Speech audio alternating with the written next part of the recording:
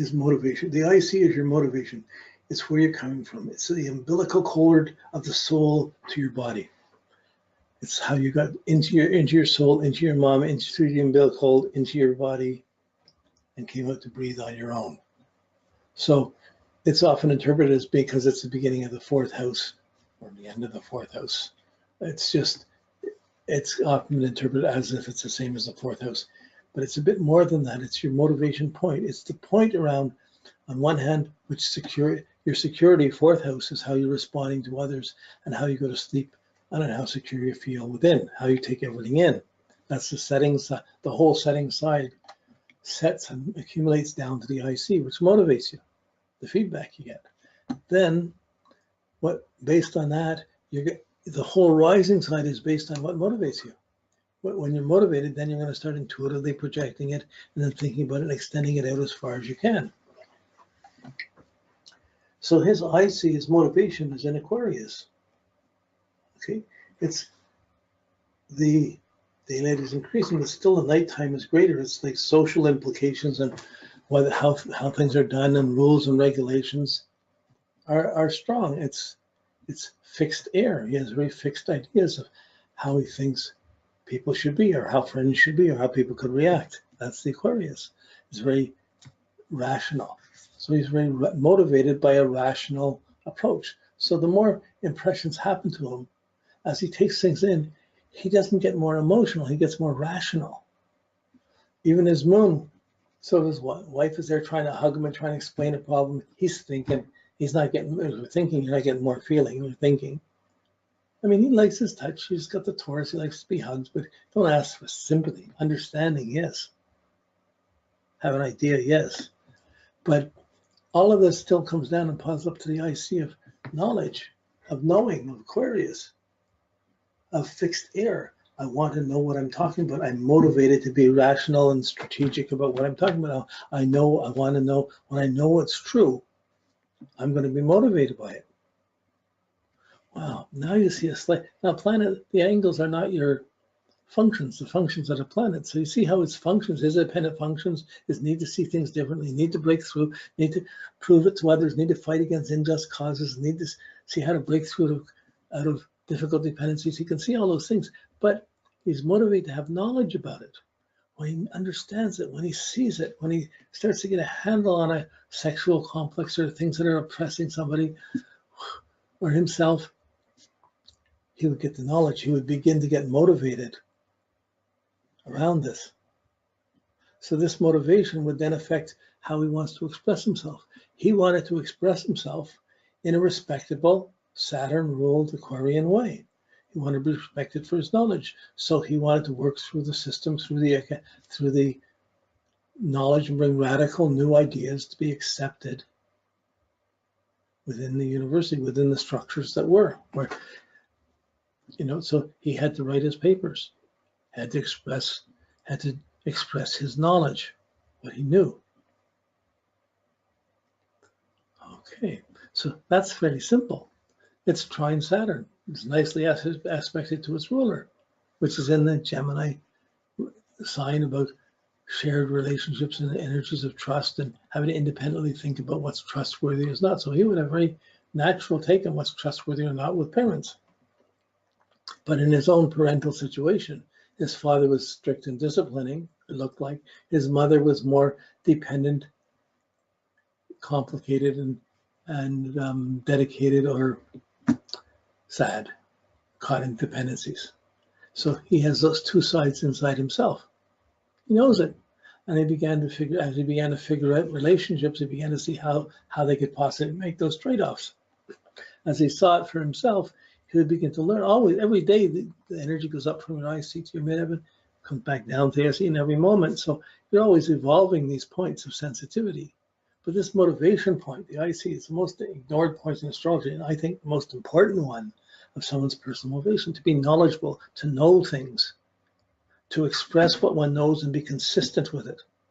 Well, the consistency is a challenge for the Gemini moon, but it's not for the Taurus stuff. That's consistent too.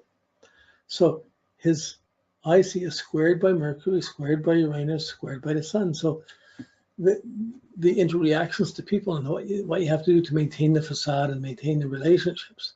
What really is motivating you, there's a challenge there. There's stress that comes up there. The sun, too, what he thinks is important about relationships still. So if he has someone that he cares about, he thinks is important, it's going to affect his motivation. He gets good feedback. He's listened to. It's going to really affect him. But usually there's going to be some struggles to have to live up to it. Anything that comes up that he didn't understand, he's going to be challenged to have to know it, to understand it. It's not like he can leave things go. And then the Uranus squaring the IC, that's the more that's the challenge in this. The Uranus in the 7th house squares the IC, which squares the IC and the MC, but it squares the IC. His stability in relation, he's never secure around relationships. He's insecure about relationships. Even though he has so much, he got everything together, but it's still bugging him. Why this? Why that? His reactions to things. It's still, so you could see how he could be married in a certain situation and somebody's not reinforcing his motives, or not, he wouldn't get the support necessarily for it. He'd have to fight for that. But anything that was disruptive around relationships, which would be because Uranus is there, is trying to make it different, but other people may not want it. So the disruptions there, they're going to affect his motivation. It's going to challenge him to be more knowledgeable. And what am I going to do? How am I going to deal with this? Then his knowledge, that Aquarius-based knowledge, it takes it in through the 4th house. Then once he gets this motivation, when he's motivated by problem or disruption, he's motivated to express himself responsibly. That's the Aquarius. And it pushes up till he gets the ascendant, and he's going to get more intense to prove it with the Scorpio ascendant. And then it's going to project out to affect other people. This is the more awkward place. No planets there. It's a more awkward place for his motivation is under a lot of stress, but that means a lot of growth through a lifetime. Why do you do the things you do? Well, his motivation is really tied up to Saturn and the Saturn complexes, which is controlling the Mars, restricting the passions, restricting the forces, restricting the understanding, limiting it, understanding how there has to be some restraints. And realizing whenever anything went too far beyond limits, beyond restraints, he would see the sexual complexes and how one has to break free of the negative sides of that. But these things that's going on in his chart all the time, they affect his motivation. And he's motivated to be knowledgeable, informed, responsible, and respectable. He expects, if he's going to say something, he expects to be listened to. So he would write his books, he would write his books, and people present his papers, and his knowledge would be established before he put them out to others. And you get those things together. And this part of his process is not tied into Mars, is not tied into Venus, is tied into just his confidence. And his challenge to understand, to know. But because the Uranus there is shocks, disruptions between, just when he sees the relationships are going perfectly, he can see the disruptions to it, and he's affected by that, by any instability in the relationship. Still going to have to try and understand it. Okay, let's go to the ascendant. So he's motivated by his knowledge. But he's got the Scorpio ascendant, which is very intense, judgmental ascendant. Is the place, his personality is very judgmental, very emotional. It's really different from the whole rest of him. So the personality it's judgmental, it's committed, it's stubborn, it's emotional, it's imaginative, it's passionate. And don't tell me what I can't do. Don't tell me what to do. Don't tell me what I can't do. But it has a depth, a searching for a depth. Again, it's an issue of trust with the Scorpio on the ascendant, on the identity.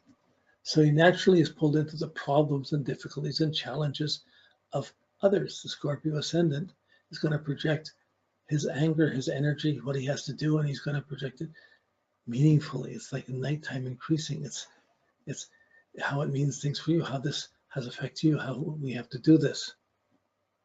So he has his knowledge. He sees how he's going to be intense in having to put it out.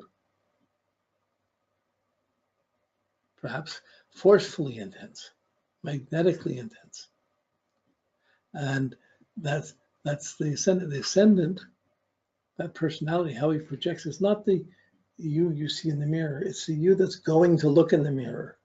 It's the you, your identity is the you up to the edge of your skin, not from the outside looking in. That's the 12th house.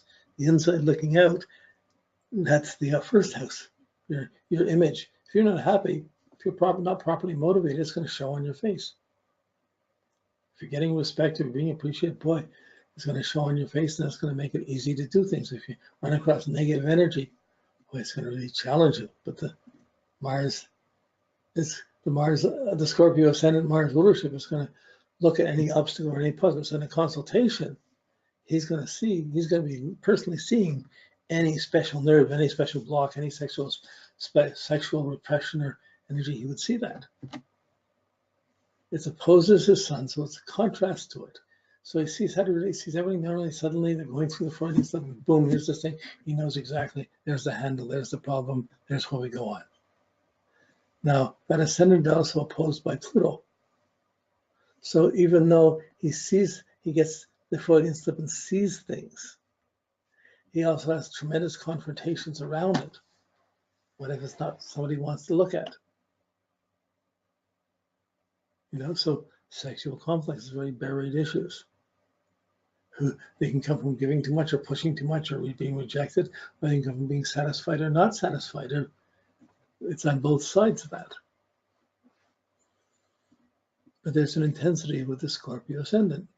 But there's no other aspects, no sextiles, no trines. It's just oppose the sun, which means his identity is hard to live up to his goals and purpose. He sets so many things in motion. How am I have to live up to? What am I going to have to do? So I see the point of being married, being nagged, having to take care of things. I have to take care of this, I have to take care of that. And having so many things he has to do that it's hard to live up to all the things expected of him by others. That's necessary for harmonious relationships. Certainly his insights would hit the nerve. And even his old therapy and everything became so strong. That's Freudian. There was a Scorpionic challenge to it.